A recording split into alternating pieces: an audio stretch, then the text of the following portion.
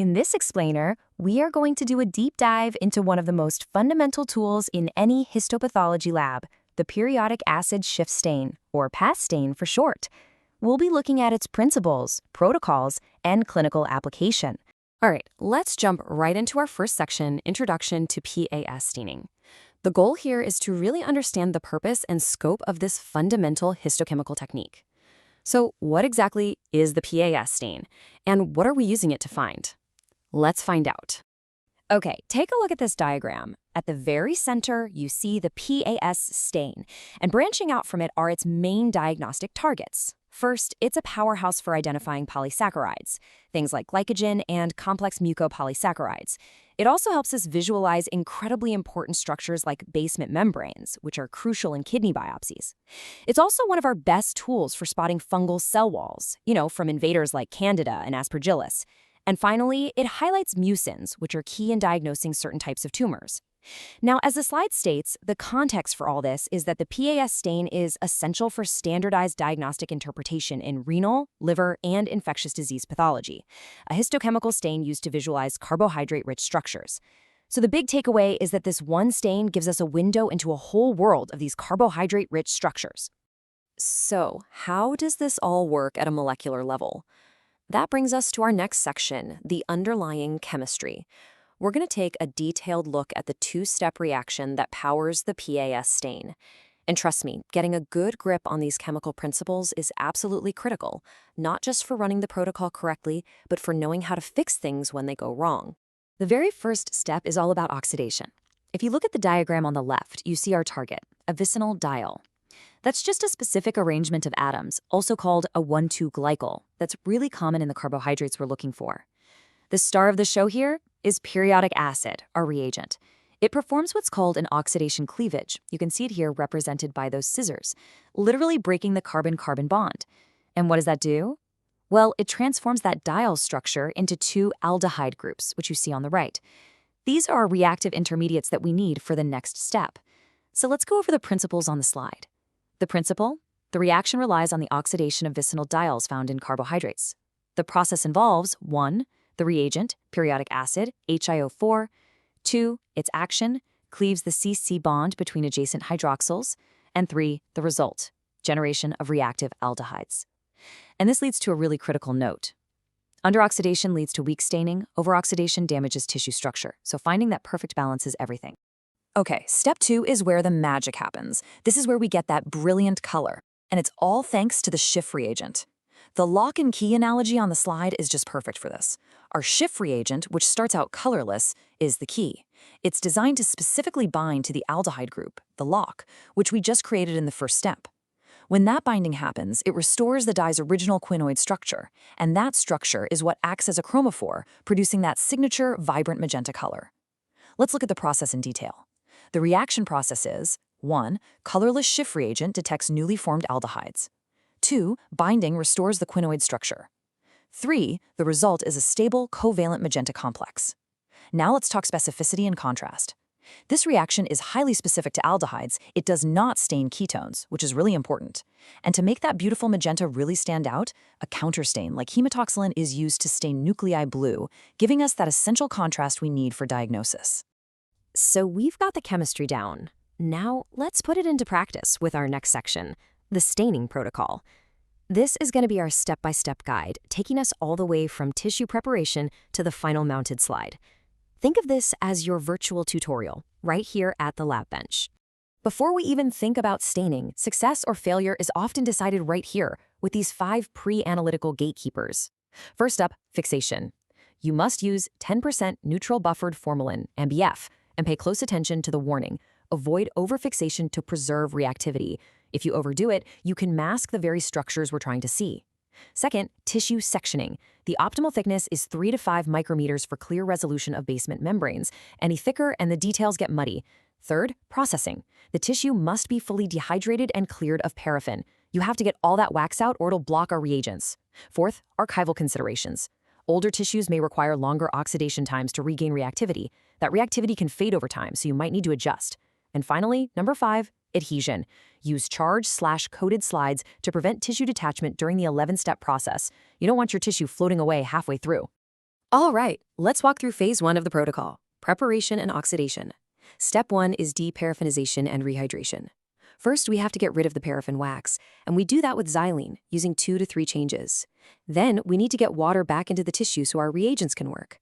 We do that by running the slide through a graded alcohol series, followed by a final distilled water wash.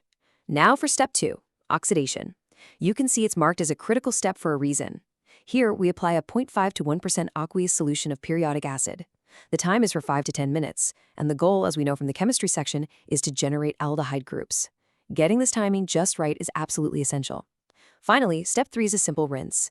We wash with tap or distilled water to halt the oxidation process and prevent any damage to the tissue. And now for phase 2, where we get our color and finish the slide. Step 4 is the Schiff reagent application. The time for this step is 10 to 15 minutes. The condition is room temperature, and it is vital that you protect from light since the reagent is light sensitive. Next up, step 5 is the development rinse. This is a fascinating step. We use running tap water for 5 to 10 minutes. The running water actually helps develop and intensify that final magenta color. Step 6 is our counterstain. We use hematoxylin, either Mayer's or Harris's, to provide that beautiful nuclear blue contrast that makes the magenta pop. And finally, step 7 is finalization. Here, we basically reverse what we did at the beginning. We dehydrate through graded alcohols, clear with xylene, and mount with a resin mount.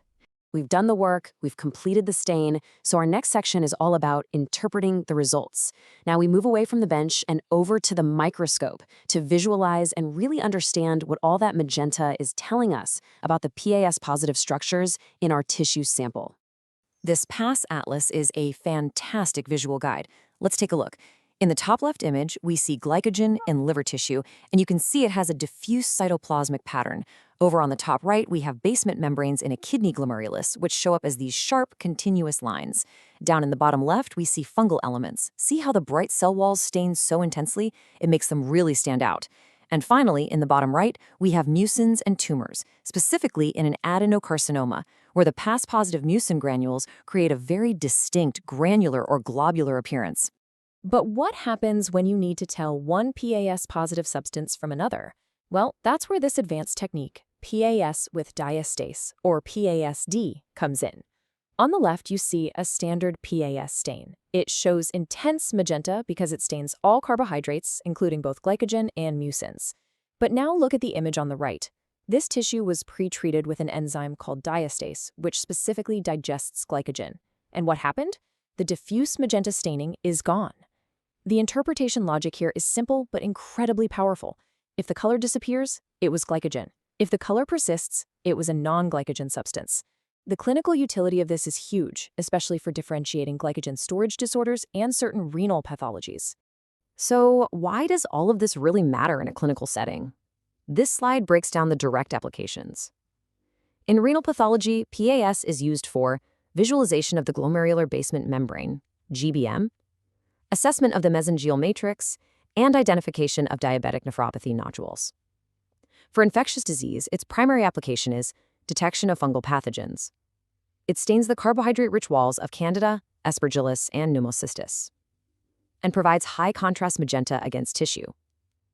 And in oncology and hepatology, it's used for, in the liver, the diagnosis of glycogen storage disorders.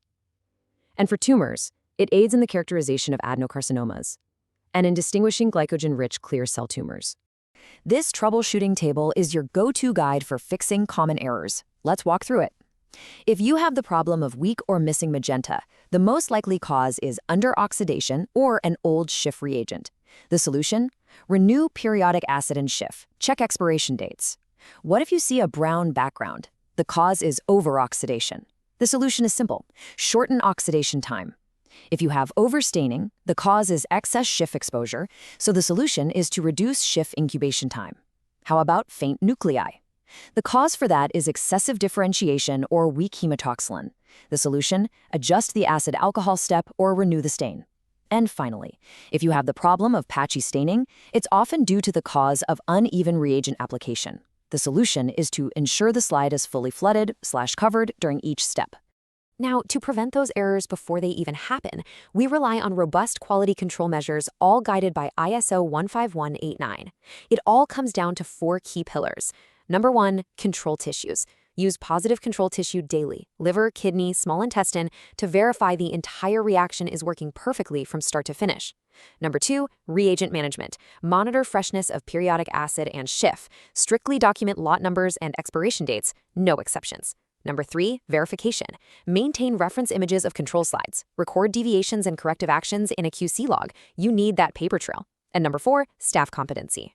Personnel must demonstrate ability to accurately identify PAS-positive structures. It's about ensuring everyone is properly trained and assessed.